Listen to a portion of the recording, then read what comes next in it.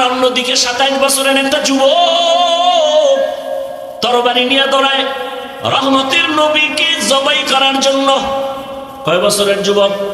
27 বছরের যুবক দৌড়ায় রহমতের নবীকে জবাই করার জন্য। রহমতের নবীর সামনে আসিয়া চেহারাটা মুবারক দেইখা তরবারি ফালাইয়া বলেন, রহমতের নবী আমাকে মাফ করে দেন, আর কালেমা পড়ায় আমাকে মুসলমান বানায় দেন।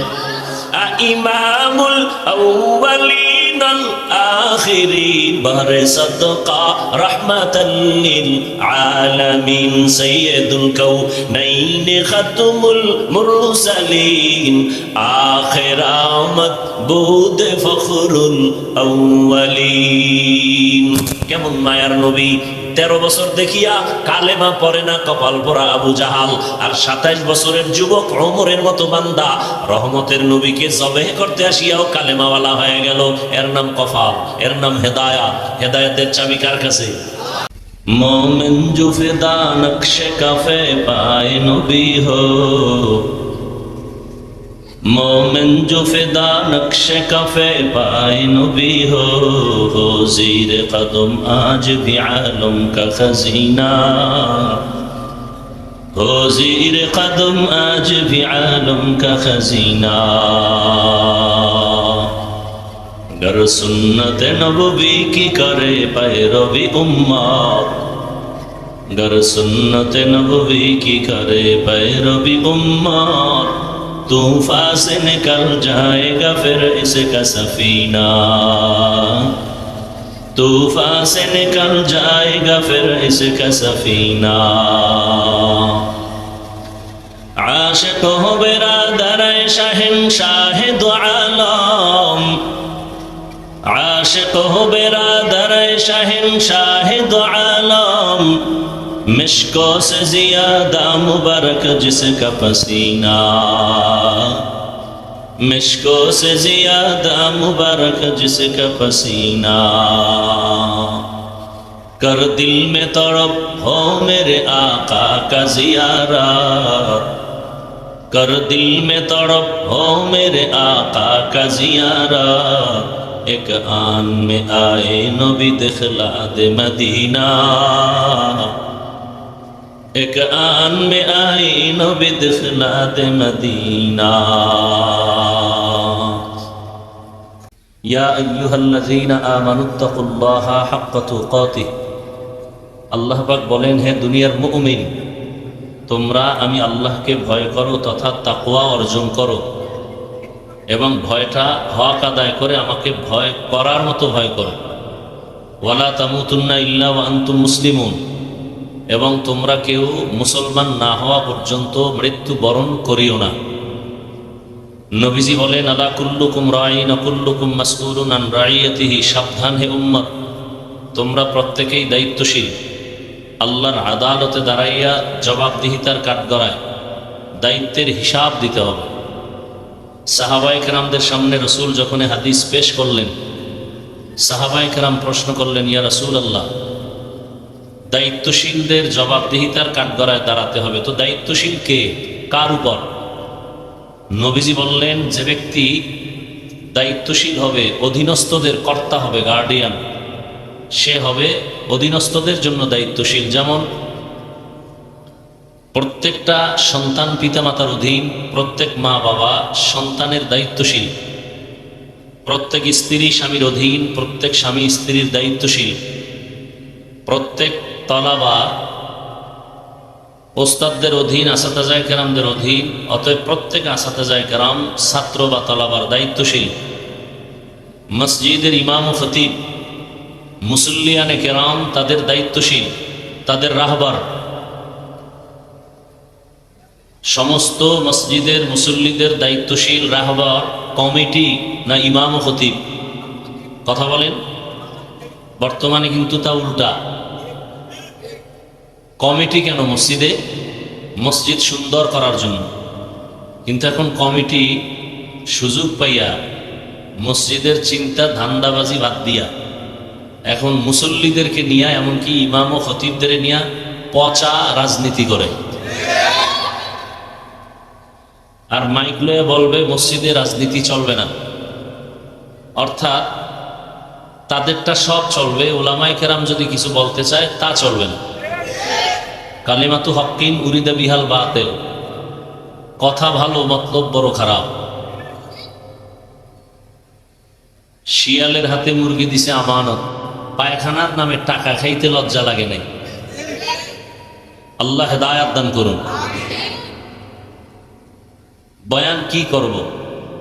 এই যে এত আশেকে রসুল এখানে বসা, অনেক আশেকে রসুল আজকে ফজর পড়ে নাই, জোহর পড়ে নাই, আসর পড়ে নাই, মাগরিবও পড়ে নাই, এশা পড়বে কিনা তাও সন্দেহ। সব আশেকে রসুল। এখন নামাজ না পড়লো এখন ইমান তাজা। কারণ সিলেটের মানুষ তো, শাহজালাল রহমতুল্লাহ আলাইহির পাওয়ার, নামাজ না পড়লেও ইমান যায় না। আল্লাহ হেদায়াত দান করুন। সিলেটের জমিন এমন একটা জমিন যেখান থেকে ইসলামের পতাকা উড্ডীন হয়েছিল। এ জমিন বড় দামি। গৌর গোবিন্দের সাথে মোকাবেলা করার জন্য সিলেটের শাহজালাল রহমতুল্লাহ আলাইহির বেতের বাড়ি লাগে নাই, অস্ত্র দিয়া যুদ্ধ করা লাগে নাই। চোখের পানি, তাহাজ্জুদ আর ফজরের আজান। আজকে আজান চলে, সে আজানের রূহ নেই। বয়ান চলতেছে, বয়ানের রূহ নেই। এই কারণে আমলও শূন্য। তো যে কথাটা বুঝাইতে গেলাম যে মসজিদের মুসল্লিদের দায়িত্বশীল ইমাম ও খতিব কমিটি না। এই দোষ কাকে দিবেন? দোষ তো আপনার আর আমার। এই জন্য একটা মূলনীতি হলো আমালুকুম উম্মালুকুম। সমাজের জনগণ যদি বেনামাজি হয় তাদের দায়িত্বশীলও বেনামাজি হয়। সমাজের মানুষ যদি হারামখোর হয় দায়িত্বশীল হারামখোর হবে। সমাজের মানুষ যদি ভালো চরিত্রের হয় তাদের দায়িত্বশীলও ভালো চরিত্রের হবে। জনগণ চুরি করছে, রাতের গভীরে টাকা খাইছে, এখন যারা দায়িত্বশীল এরাও চেয়ারে গিয়ে বসে বসে জনগণেরটা খায় গোপনে। চেয়ারম্যান আগে খায় নাই, জনগণ খাইয়া চেয়ারম্যানকে শিখাইছে তুমিও খাইও।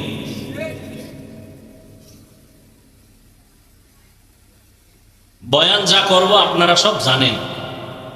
অনেকে বলে আমরা কিছুই জানি না, সবই জানেন। মিথ্যা কথা বলা হারাম, গালি দেয়া হারাম, নাচ দেখা হারাম, গান শোনা হারাম, বেপর্দায় চলা হারাম, চুরি ডাকাতি, জেনা বেবিচার জুলুম সব হারাম, সবই জানেন। পাঁচ ওয়াক্ত নামাজ পড়া ফরজ, মা বাবার খেদমত ফরজ, আলেমদের সাথে আদব রক্ষা করা ফরজ, বছরে রমাজানে রোজা রাখা ফরজ, জীবনে বছরে একবার যাকাত আদায় করা ফরজ, জীবনে সুযোগ থাকলে ধনীরা বাইতুল্লাহ জিয়ারত করবে ফরজ। এগুলি সবই জানেন, আমল নাই। এই আমলকে ঠিক করার জন্যই এত মেহনত, দাওয়াত ও তাবলীগের মেহনত, পীর মাশায়েখের মেহনত, আমাদের উলামায়ে কেরামের মেহনত। সবাই একই আওয়াজ, রসুলের আদর্শের জীবন গড়তে হবে। তো আল্লাহর রসুল বললেন দায়িত্বশীলরা রেডি হও, তোমার দায়িত্বের জবাব দিতে হবে। দুনিয়াতেই জবাবদিহিতার কাঠগড়ায় দাঁড়াতে হয়। অন্যায় করেছে সন্তান, বাবার হাতে হ্যান্ডকাপ লাগানো হয় কেন? পুলিশে বাবাকে ধরে রিমান্ডে নিয়ে যায়। দুনিয়াতে যদি এমন হয় আখিরাতের অবস্থা আরো কত কঠিন হবে। নবীজি এজন্য বললেন দায়িত্বশীল তোমরা দায়িত্বের জবাবদিহিতার জন্য প্রস্তুত থাকো। একজন সাহাবী বললেন ইয়া রাসূলুল্লাহ, আমার তো অধীনে কেউ নাই, মা নাই, বাবা নাই, সন্তান কিচ্ছু নাই, আমি একা, আমার দায়িত্ব কি? রহমতের নবী বললেন আপনি আপনার অঙ্গ প্রত্যঙ্গের দায়িত্বশীল। আল্লাহ দুটো হাত দিছেন, দুটো চোখ দিছেন, দুটো কান দিছেন, জবান দিছেন, এগুলো এমনি দেন না, এগুলোর প্রত্যেকটার কাজ আছে, ডিউটি আছে। কিয়ামতের ময়দানে এগুলোরও হিসাব হবে। আল-ইয়াওমা নাখতিমু আলা আফওয়াহিহিম ওয়া তুকাল্লিমুনা আইদিহিম ওয়া তাশহাদু আরজুলুহুম বিমা কানু ইয়াকসিবুন। দস্ত গোয়াদ মঞ্চুনি দুজদিদাম, লব্ব গোয়াদ মঞ্চুনি বসিদাম, চশম গোয়াদ চিদাম গামজা হারাম, গোশ গোয়াদ চিদাম সমরুল কালাম। হাত আল্লাহর কাছে যখন পেশ করা হবে, আল্লাহ বলবেন, এরে বান্দা বল আমার দেওয়া ডিউটি পালন করছো কিনা। হাত দিয়ে যে ডিউটি দিলাম করা হলো নি। অনেক বান্দা আযাবের ভয় মিথ্যার আশ্রয় নিয়ে বলবে হ্যাঁ হয়েছে। আল্লাহ তো জানেন, আমল নামা টান দিয়ে দেখবে হাতের হক আদায় করে নাই, জবানের হক আদায় করে নাই। আল্লাহ জবানটারে বন্ধ করে বলবেন, হাত তুমি কথা বলো। হাতকে বলবে কথা বলো। হাত কথা বলতে পারেনি আপনাদের? কথা বলেন। আল্লাহ অর্ডার করলে পারবে? তাহলে এই একটা মূলনীতি মনে রাখবেন, উসুল। দুনিয়ার মানুষের বিবেক যেটাকে বলে হবে না, অসম্ভব, এটা আল্লাহ পাকের কুদরতের দ্বারা সম্ভব। মরা গাছে কথা বলতে পারে না, আল্লাহ যদি সব ক্ষমতা দেন পারবেনি? পারবে। এই মূলনীতিটা মনে রাখলে অনেক ঝামেলা কমে যাবে।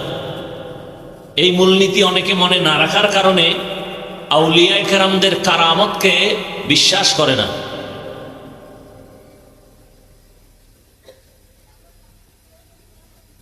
বিভিন্নভাবে মন্তব্য করে। যেমন বহু বছর ধরে একটা নদী শুকনা, পানি নাই,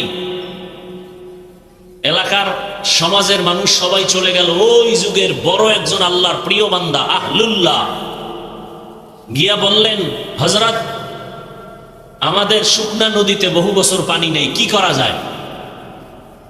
তো ওই যুগের আহলুল্লাহ যিনি আল্লাহর প্রিয় বান্দা একটা চিঠি লেখলেন আর বললেন, এই চিঠিটা নদীর মধ্যে ফেলে দাও, শুকনা নদীর মধ্যে। লোকেরা গিয়ে যখন নদীর মধ্যে চিঠি ফেলে দিল, সাথে সাথে শুকনা নদীর মধ্যে পানির জোয়ার শুরু হয়ে গেল। কথাটা আমার বুঝছেন? এ কিন্তু কোন নবী না। বেশি থেকে বেশি আল্লাহর প্রিয় বান্দা, ওলিয়ে কামেল। এমন একজন বাঙালির মধ্যে চালাক, সে সুয়াল করতেছে, চিঠি লেখা নদীর মধ্যে ফালাইয়া দিছে, পানির জোয়ার শুরু। এটা কেমন কথা? এই কামটা ঘটাইল কে? তো একজনে বলে কামটা ঘটাইছে তাবলীগ ওয়ালাদের কোন মুরব্বী। বাঙালি পাওয়ার বেশি তো, ওই যে বললাম একটু আগে, নামাজ না পড়লেও বলে ইমান তাজা। বলে তাবলীগ ওয়ালাদের কোন মুরব্বী যদি এমন করে থাকে, দলিল ছাড়া কাফের। পরে কয় না না না, তাবলীগের কেউ না তো। কওমি মাদ্রাসার একজন বুজুর্গ, তাহলে সে সিঙ্গেল কাফের। কয় না, কোন একজন পীর সাহেব, কয় সে ডবল কাফের। কয় না, সেও না তো। কে? ঘুরতে ঘুরতে ইতিহাস তালাশ করতে করতে এবার ডিটেলস ইতিহাস জেনে নামটা বলল যে না, এ হলো রসুলের হাতে গড়া সাহাবী ওমরে ফারুক রাদিয়াল্লাহু তাআলা। এখন তাকে কি বলবে? জবান বন্ধ হয়ে গেছে। এই জন্য এই মূলনীতি উসুল মনে রাখতে হবে, যেটা বান্দা বলে হবে না, আল্লাহর কুদরতে তা হবে। বান্দা যেটাকে বলে অসম্ভব, আল্লাহর কুদরতে সেটা কি? কাদেরে কুদরত দারি বরকামাল, আনতা রব্বি আনতা হাসবি যুল জালাল, তুহি কাদের জলিলুল্লাহ জাহাদার, বাহর হালে তুহি মেরা নিগাহদার। মরা গাছ কথা বলতে পারে না, কিন্তু আমার আল্লাহ যখন ক্ষমতা দিবেন মরা গাছ কথা বলবে। হাতের মুষ্টির মধ্যে কিছু পাথর নিয়া আমাদের নবীকে আবু জাহাল প্রশ্ন করে, ভাতিজা আব্দুল্লাহর ছেলে বলো, আমার হাতের মুষ্টির মধ্যে কি? রহমতের নবী বললেন, বললে কি হবে? বলে আমি তোমাকে নবী বলে কালেমা পড়ব। নবী বলেন, আমি বলতে জানি না। কেন জানো না? রহমতের নবী বললেন, আমি গাইবের মালিক না। তবে রহমতের নবী বললেন, হাতের মুষ্টির মধ্যে যা আছো একটু আওয়াজ দাও। বলা মাত্র পাথরগুলো কালেমায় শাহাদাতের আওয়াজ দিল। আবু জাহাল এত বড় বেঈমান, পাথরগুলো মাটির মধ্যে ফেলে দিয়ে বলে, ভাতিজা মুহাম্মদ, তুমি এত বড় জাদুকর আমি জানতাম না। হেদায়েতের মালিক কে? মাই ইয়াহদিল্লাহু ফাহুয়াল মুহতাদ ওয়া মান ইউদ্লিল ফালান তাজিদ লাহু ওয়ালিয়াম মুরশিদা। আল্লাহ যাকে কবুল করবেন সে হেদায়েত পেয়ে যাবে, আর যার কপাল বড় খারাপ ওই বান্দা হেদায়াত পাবে দূরের কথা, হেদায়াত পাওয়ার মতো কোনো মুর্শিদও পাবে না, পথ প্রদর্শক পাবে না, জান্নাতের পথ খুলবে না। কপাল যদি পুরিয়াই যায়, আমি হাফিজুর রহমান কেন, লন্ডনের হজরত কেন, মক্কা মদিনার ইমাম কেন, স্বয়ং রসুল যদি বয়ান করে ওই কপাল পোড়ার কপাল আর খুলে না। কেমন রহমতের নবী আমার, যে রহমতের নবীর চেহারার দিকে একটা নজর দিলে জাহান্নামের আগুন হারাম হয়ে যায়। কেমন রহমতের নবী, যার চেহারা মোবারকে একটা নজর দিলে পেটের ক্ষুধা থাকে না। কেমন রহমতের নবী আমার, যে রহমতের নবীর ঘাম থেকে মিশকের ঘেরান আসে।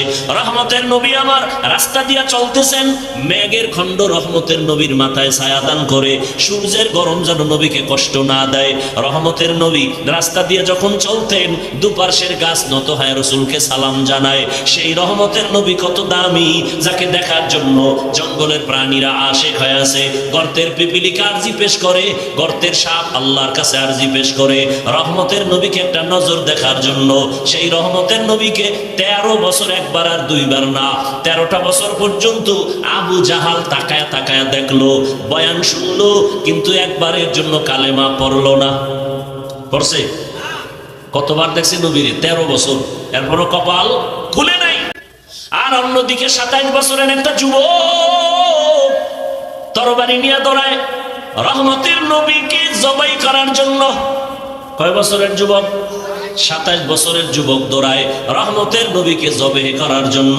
রহমতের নবীর সামনে আসিয়া চেহারাটা মুবারক দেইখা তরবারি ফালাইয়া বলেন, রহমতের নবী আমাকে মাফ করে দেন, আর কালেমা পড়ায় আমাকে মুসলমান বানায় দেন। ইমামুল আউয়ালিন আল আখিরিন বারে সাদকা রাহমাতাল লিল আলামিন সাইয়্যিদুল কাউনাইন খাতমুল মুরসালিন আখির আমদ বুদ ফখরুল আউয়ালিন। কেমন মায়ার নবী! 13 বছর দেখিয়া কালেমা পড়ে না কপাল পোড়া আবু জাহাল, আর 27 বছরের যুবক ওমরের মতো বান্দা রহমতের নবীকে জবেহ করতে আসিয়াও কালেমাওয়ালা হয়ে গেল। এর নাম কফাল, এর নাম হেদায়াত। হেদায়াতের চাবি কার কাছে?